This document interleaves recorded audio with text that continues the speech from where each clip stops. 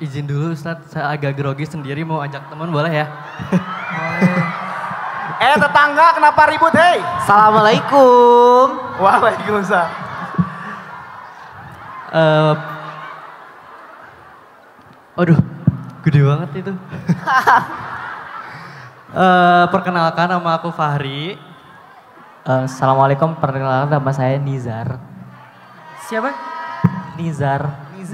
Nizar. Oke. Izin bertanya sambil sedikit curhat Ustadz. Asik, boleh. Jadi salah satu healing kita itu traveling Ustadz. Nah jadi ada di suatu momen kita tuh pernah dapat pertukaran budaya ke Korea. Waktu itu tuh selama 1 minggu Ustadz. Terus gimana nih Zar? Ya kebetulan dalam waktu 1 minggu ini kita ngikutin jadwalnya mereka Ustadz. Dari jam 7 pagi sampai biasa kelar itu di jam 9. Biasanya kita suka bingung gitu sama waktu sholat kita zuhur, asar, maghrib ke isyanya. Karena kalau sekalipun kita istirahat teman-teman, kita kadang suka nanya ke tukang restonya gitu, Mas gitu, di sini ada musola atau tempat sholat gitu. Mereka bingung, sembayang apa gitu. Kayak mungkin belum bagi mereka itu untuk beribadah itu kayak cukup baru gitu atau gimana gitu ya. Ya, terus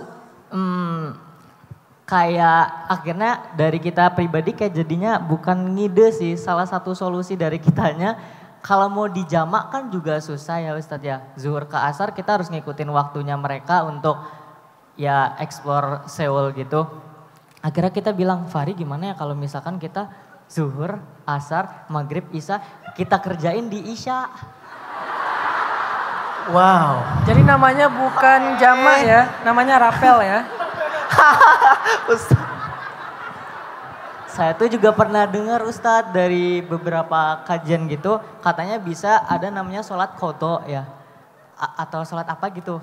Jadi itu dikerjainnya sholat duhur, di waktunya sholat zuhurnya juga. Tapi jadi itu 2 kali gitu loh guys. Jadi sholat duhur. Oke. I'm fine. I know it. I know. Oke, jadi gimana sih guys kalau boleh tahu? Yes. Enggak. Aku pernah dengarnya gitu soalnya. Jadi ada sholat zuhur. Nah nanti yang kemarin yang ngutang itu diganti jadi sholat zuhur. Jadi ya gitu pokoknya. Sholatnya ngutang berarti ya. Ngutang gitu. Nah concernnya saya selama concernnya kita selama 1 minggu kan kita sholatnya dijadi satu nih. Kecuali subuh kan masih sempat zuhur, asar, maghrib, isya dikerjain di isya. Kalau menurut Islam sendiri dan pandangan Ustadz seperti apa ya kira-kira apakah yang kita lakukan itu sebenarnya salah atau Salah ngide? itu. Ustadz yang jawab. Ustadz yang jawab. Kan ini Ustadz Alwi. Oh Ustadz Alwi. Kata Ustadz Alwi salah, kata sesat Salah. kata beliau. Ya kurang lebih gitu sih Ustadz. Bener Terus nggak, Far? soalnya tuh waktu itu kita mau ngide Ustadz. Sholatnya itu di tempat umum gitu, kayak di taman gitu. Terus kata teman kita, nggak boleh sholat kayak gitu, nanti ditangkap sama polisi sini, katanya gitu. Nah terus akhirnya kita dirapel di isya ya semuanya ya. Pel. Ya Oh benar iya, kata Di. Ustadz tadi. Rap. Oh iya betul kan. Terus setelah acara itu selesai selama 1 minggu Ustadz, waktu itu tuh kita ke Busan karena kita extend di Koreanya. Nah waktu itu hari Jumat, kita tuh ikut Jumatan di sana Ustadz. Terus waktu khotbahnya, aku nggak ngerti sih khotbahnya apa karena kan bahasa mereka ya. Tapi aku di sana bener-bener nangis banget Ustadz yang kayak apa sih? Oh nggak ngerti ya. Iya, bukan. Nangisnya itu karena aku nggak tahu sesak aja gitu. Mungkin aku ngerasa berdosa kali ya, karena kayak sholat aku tuh disatuin di isya semua. Aku ngerasa kayak itu tuh nggak sah gitu loh. Jadi aku kayak, ih kok kita dosa banget ya gitu. Gitu Ustaz. Pertama, sholat itu hutang.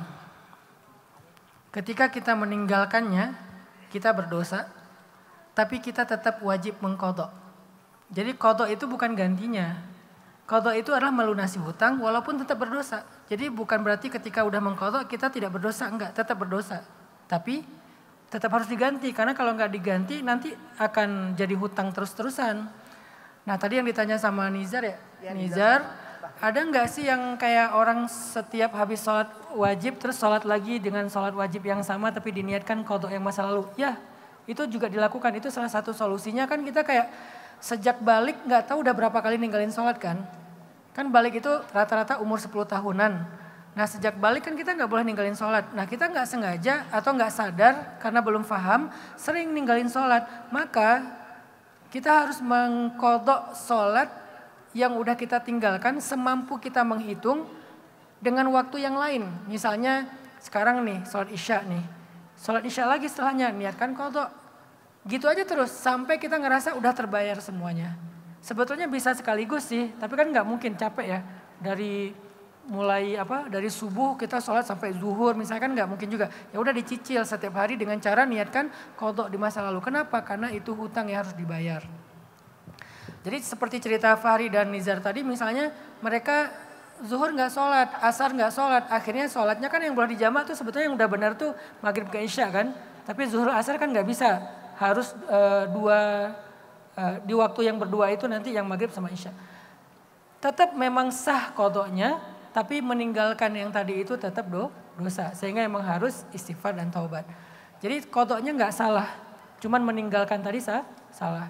Terus gimana caranya dengan kondisi kayak gitu Ustadz? Sebetulnya di Korea, karena saya juga beberapa kali ke sana, nggak sesulit itu juga sih. Mungkin karena teman-teman nggak punya guide-nya kali ya, atau guide-nya malah tadi menyesatkan ya. Bilangnya kalau sholat di taman nanti ditangkap. Saya pernah kok sholat di taman di Jepang, di Korea. Mereka cuman aneh aja ngelihat, tapi mereka paham. Dengan syarat kita bukan yang di tengah taman banget gitu kan. Pasti kita agak mojok lah, yang cari yang agak-agak sepi kayak gimana gitu. Dan kita bisa bawa kompas ataupun arah kiblat yang digital gitu kan, sehingga nggak kesulitan. Dan pakaian kita selama nggak ada najisnya boleh pakai pakaian apa aja. Terus tanah pun kalau kita nggak ngelihat kotoran hewan yang fisik ada di situ, maka anggapnya di situ suci gitu. Nggak harus pakai sajadah juga. Kalau pakai sajadah lebih baik, nggak bawa sajadah juga nggak apa-apa. Wudhu di tempat toilet. Dan kalau bisa dijaga wudhu lebih baik, kalau nggak bisa dijaga ya wudhu dulu aja terus sholat di situ, nggak apa-apa. Saya pernah kayak gitu juga nggak masalah. Walaupun saya nggak tahu di posisi mana kalian kegiatannya ya, tapi insya Allah bisa disiasati sebetulnya. Tapi syaratnya ya sholatnya yang ringan, jangan baca Al-Baqarah. Kalau baca Al-Baqarah 2 jam nggak beres-beres baca Al-Ikhlas, baca Al-Kautsar, yang ringan-ringan aja tapi beres dan cepat. Mungkin karena ngerasa awal-awal kita sholat di tempat umum kayak gitu kan agak kayak risih ya.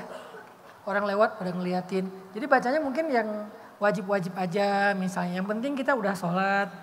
Tinggal nanti sunnahnya di malam hari kita tambahin sholat-sholat sunnah mutlak dan seterusnya. Jadi gitu Fahri sama Nizar bisa sebetulnya. Yang kalian butuhkan di sini adalah local guide yang lebih ngerti tentang muslim. Nanti kapan-kapan kalau kesana lagi kasih tahu saya. Saya punya teman orang Korea dan dia muslim friendly banget walaupun dia bukan muslim. Gitu.